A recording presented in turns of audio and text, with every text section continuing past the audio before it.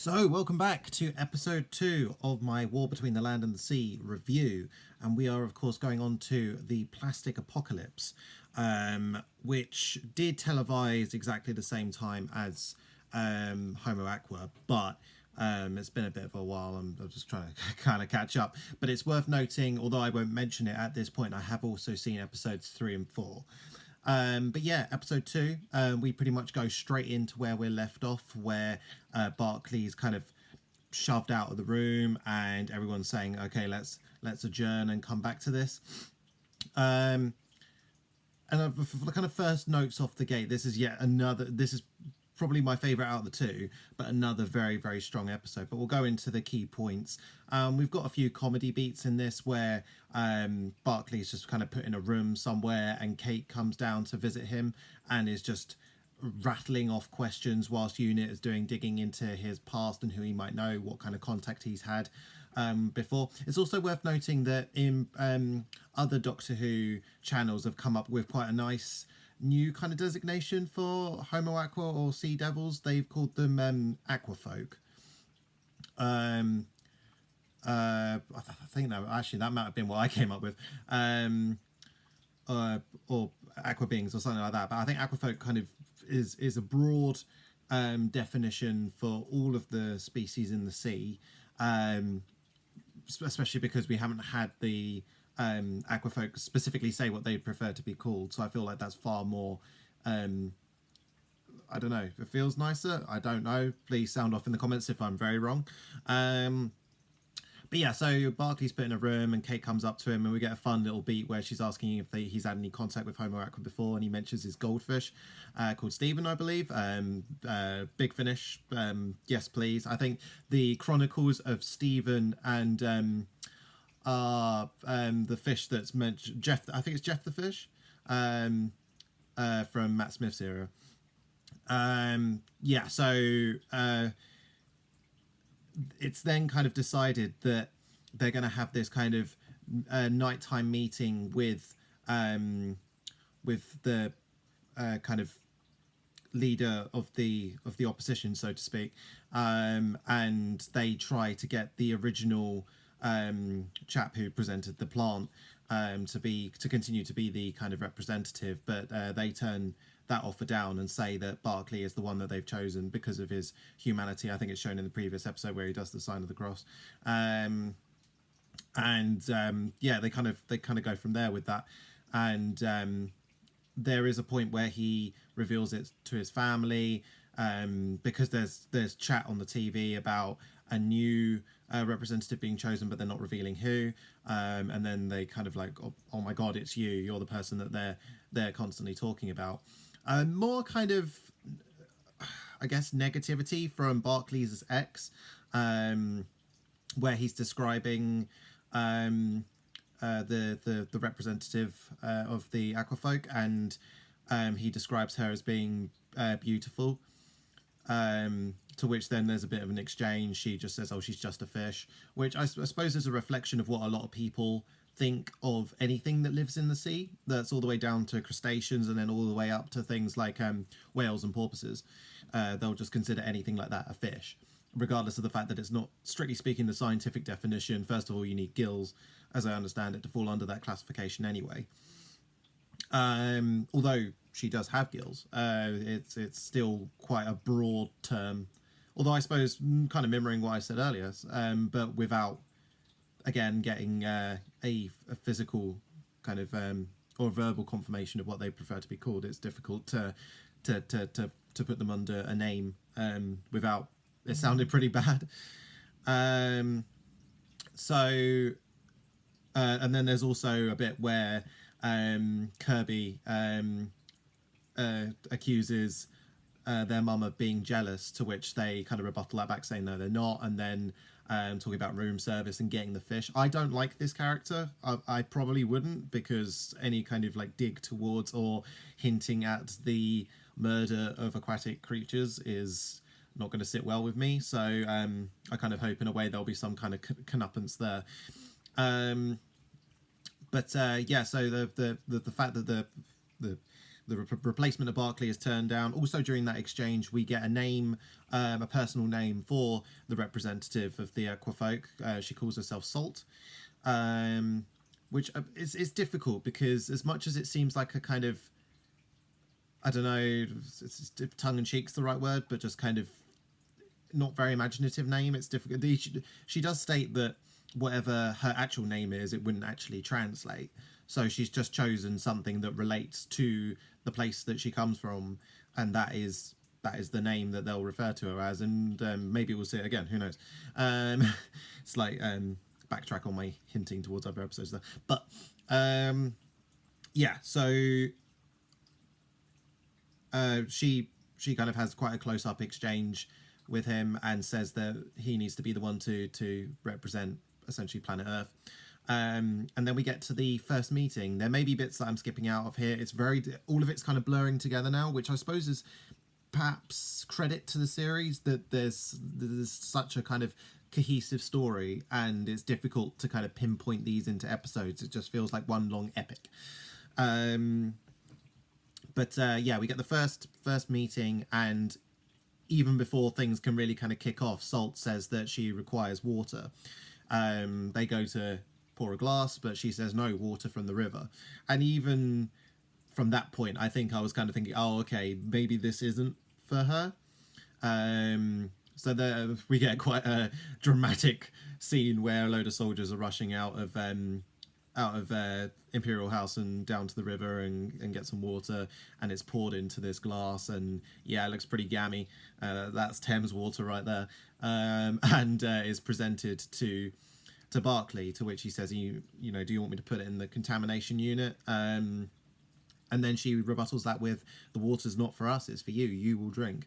Fantastic way to just kind of get to the point of it. You know, there's, I think with any kind of like political talk, show don't tell is a great rule. I think if you're really wanting to kind of get across your message, there's a great example of this, again going back to like aquatic preservation and real movements out there. Ricker Berry, who did a lot with dolphins in his early life, but then kind of went to try and right the wrongs of his early life and like the Taiji dolphin hunt. He gathered a load of footage from that and went to a big political meeting with a television on his chest, showing the dolphin slaughters. And I think, you know, because you can go to a room and say an unfathomable figure, or like it's even the news, if you say 1,000 children died in the shelling of this school, it's such a incomprehensible number of innocent souls to die all at once. It doesn't mean as much unless you physically see it, or if it's a smaller number. So yeah, I think this is quite an interesting play that Salt goes for. And of course, Barclay's quite hesitant to drink the water.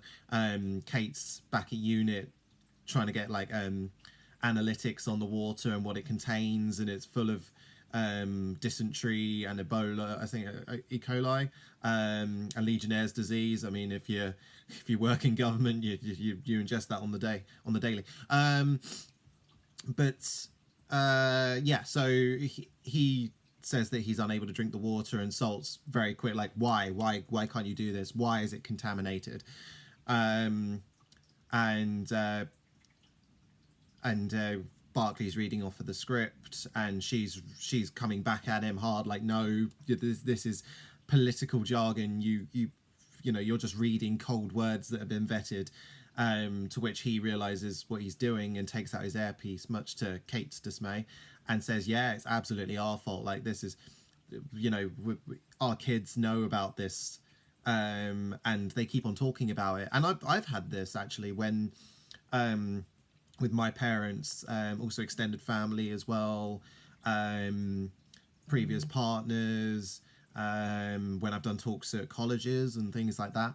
You present them with these facts, and because they haven't been given it by a source that they far more trust, be it their parents or a I don't know, like a figure of some kind that they idolize, it won't mean anything to them. And it also, not only will it not mean anything to them, but they also won't believe it. So a good example of this, and I don't know if I mentioned this in the last episode, used to work in aquatics, and we had an outdoor pond section, and we had Egyptian goldfish that their growth had been accelerated, I think, but not like they weren't larger than they should have been. They just got to the larger point quicker due to temperature and water conditions and things like that. But whenever someone would ask for a goldfish and they'd inevitably want to put it in a tank that size, I'd take them outside and show them how big goldfish get. And they couldn't, they looked, some people looked at it and said, no, that's not a goldfish. And no, it is. It's right in front of you. I don't want you to, but you could reach out and touch it. And that's the bizarre thing, that you get taught this thing from your parents or whatever, that say, again, the goldfish analogy, that goldfish only live for 3 to 4 years, and yet their life expectancy is actually closer to 30 if put in the right conditions. You get told this and you just can't comprehend any other kind of information. And I think, I suppose this was brought up because I was watching other Doctor Who things and listening to other Doctor Who things. And one of my favourite podcasts was covering the witch trial episode from Jodie's era. And like looking at the witch trials as a thing, just so because some authority figure said any women who are a bit edgy and practice in medicine and have a bit more knowledge than most men do, which, let's face it, back then, the knowledge of men was like, maybe I won't eat that dirt. Maybe I'll eat that dirt, but not that dirt. And that's about as far as it went. They were branded a witch, and everyone believed it. At least everyone that had any kind of power. And thousands of innocent women were slaughtered as a result of this disinformation that was thrown around just because people believed it. I can't really remember where this rant kind of originated from, but again, like, it's where people are told things, and like in Barclay's situation, where he's been told by his kid about this and their friends, and he in the past just wasn't hearing it. And Salt kind of latches onto this and says, like, oh, you know, what's your government's greatest desire? And it's to clear up the world and undo what they've done. And almost kind of like a vampire that's tricking someone into letting them in. She takes that as almost gospel, and a new power, a new loads of powers that the Aqua Folk haven't displayed before. The ability to manipulate the weather, I guess, in some shape or form. And I mean, there's no reason to bat around the bush. We've got Kirby and their mum out and about in a car trying to, I think, get to Imperial House, or at least just get out. And they're caught in this plastic storm, or like torrential, almost like tropical rain. And it is a fantastic visual. Russell's quite of late has been quite good at showing these absolutely chilling visuals. One that comes to mind is the international, sorry, the song contest, Universal Song Contest, I think it was called, where that bit where all the people start to get like sucked up into that cone. That is harrowing, and it's again same, just this impossible to comprehend scene with all this plastic coming down. Yeah, there are people outside being caught in it. The driver for the car gets hit by some kind of concrete like debris that goes through the windshield. And Kirby's sent out, and their mum says that they'll come on after them. Kirby's almost game ended by a giant tractor tire.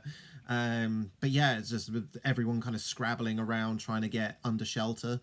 So a lot of people have raised the point, why haven't the Aqua Folk done this before? Including my partner. She said, why, as soon as the first bit of plastic was put in the ocean, why weren't the Aqua Folk like, put that back on the side? And I think perhaps, we're yet to get this confirmed because, again, to kind of break my own promise, we haven't even up until this point been told how that was all done. But maybe it is done from a certain amount of like, oh, you've requested this, so almost like the genie in Aladdin misinterpreting a wish. It's then but because these creatures obviously want change, they'll latch on to permission almost having been given. So it is then put on Barclay, because he did say in that room, it is our greatest desire to fix this now. I think also Barclay gives the information that 50% of ocean pollution can be stopped in 40 years, which again is, at least in human lifespan, that's damn near half of a human life that the Aquafolk would have to wait to even get half of the change that they desire, which obviously isn't good enough for them, so they escalated to this point. And we get is it General Piers? I've got to remember his name because he's a fantastic actor, just such a good voice. Yeah, General Austin Piers. When someone's asking, "Oh, what have they done?" and "Well, they declared war, or declaring war," and we're back in the conference room again, and the Barclay's like, "No, things have been made worse now because you've made us scared, and humans do terrible things when they're scared." But I think also, and I'm going to have to word this, I think I've said this in a podcast before, but sometimes the greatest form of control is through fear. And I'm not talking like a dictatorship, but even if we look down to things like laws, the majority of people don't steal and don't commit minor crimes because of the possible repercussions. And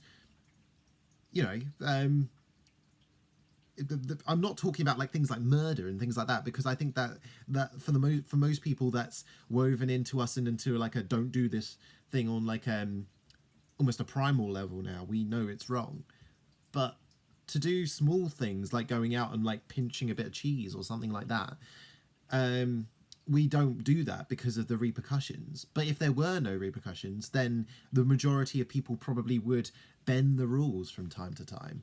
And sometimes, especially if you're wanting to make serious change, sometimes fear, an act of fear, can be the best way to achieve that and to get people to be like, oh, and a show of power, which is essentially what Salt's done. It can be the greatest way to get those who perhaps are very quick to change their minds to be like, oh, actually, no, you're not just saying words. This is actually a threat, and maybe we should reconsider what you're asking. But the demands are escalated because we now get Salt saying like,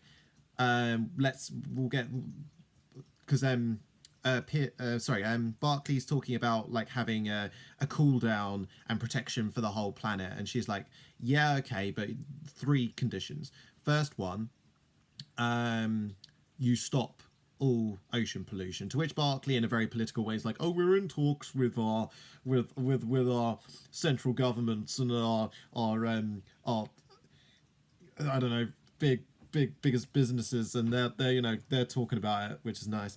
And then the second condition is a discussion on borders, to which Kate's like, oh yeah, we anticipated this too, let's kind of go through this. But she's saying, and then Barclay's like, well, there's certain parts of the ocean that will be exclusive to you, and she's like, nah, chief, that's not the one.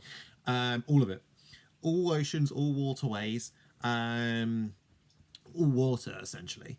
And then it keeps on going. She's not only saying that, but then also because she's saying that you're not even allowed to do like international travel or trade above the water, like in boats, but also above the water you're not allowed to do flights over the water either, all airspace. And I suppose that does make sense because the environment above an environment the sea exists as it does because of the environment above it as well. It's not just what goes in the water, but it's also what goes on above and around.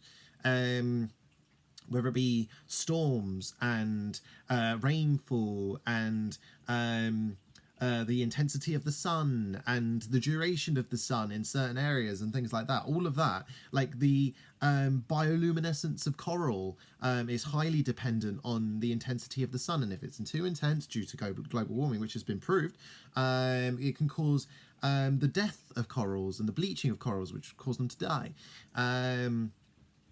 So yeah, for me personally, I am with Salt 100% on everything they're suggesting, which I know is quite.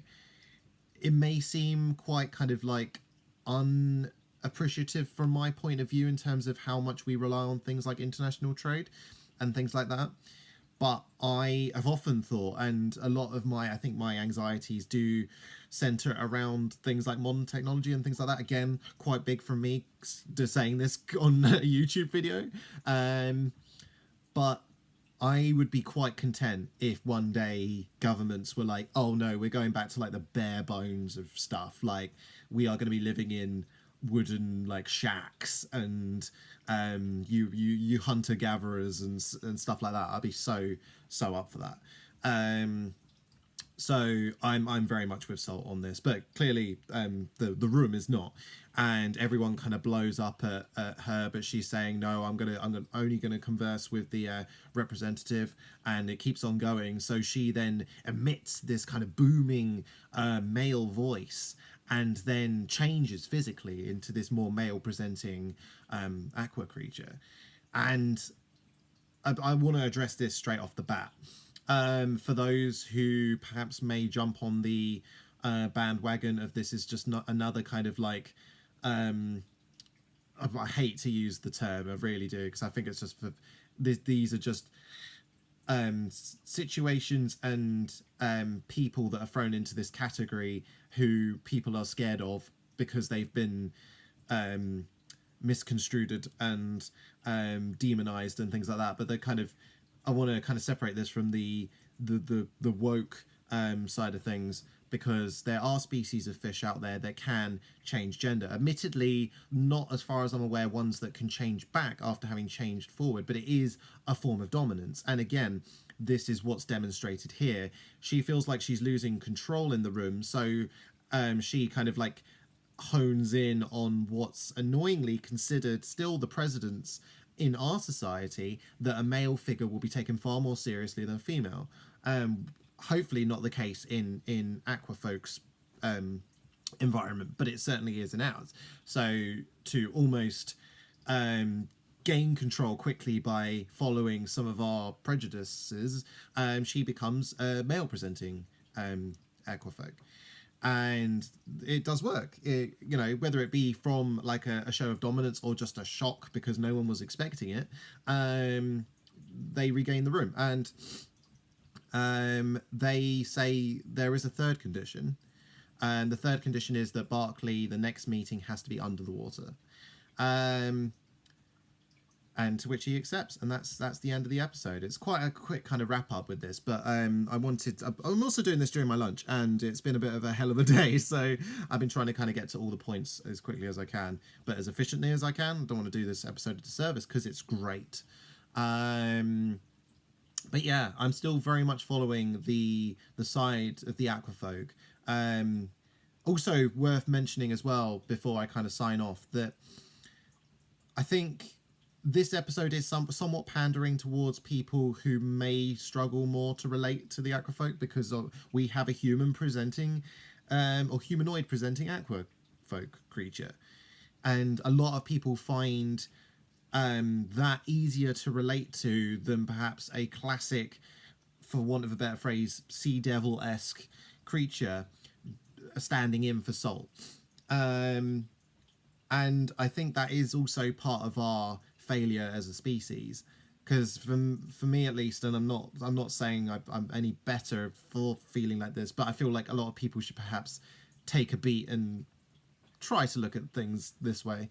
A lot of creatures who are considered quite kind of gross to look at, I see a lot of beauty in. Like, so for example, again, when I worked in aquatics, creatures that are called plecos, a lot of people consider them quite ugly. I for one consider them wholly gorgeous creatures. And I think, you know, if you can kind of look past that, then you can see the beauty in all life. That's all the way down to things like spiders and wasps to a certain extent. No, they're annoying, but if you take the time to understand the creature and kind of work with nature and learn to live with it, then it will become less of an obstruction and more of an aid in day-to-day life. a great example of this. I mean, I don't particularly like things in my space at all. So birds flying at me and things like that, not great. I don't like try and punch them or anything like that, but I don't enjoy it.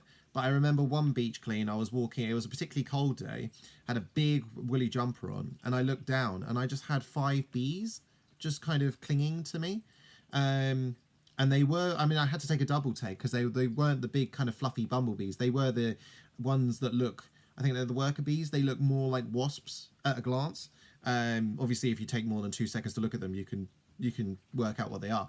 Um, but I was and they were crawling about, like they weren't entirely stationary. There was one that went like over there, but I didn't freak out. And throughout, I was out with them for maybe 2-3 hours, and just let them get on with their thing. And so long as you don't disturb them, they won't disturb you. And I think that's a great lesson to kind of take away from this, and also all the lessons that are presented in this second episode. But yeah, thank you so much for watching. This has been a rather late second rundown for the war between the land and the sea. I'll try and be a bit more up to date with the third and fourth, and indeed the fifth.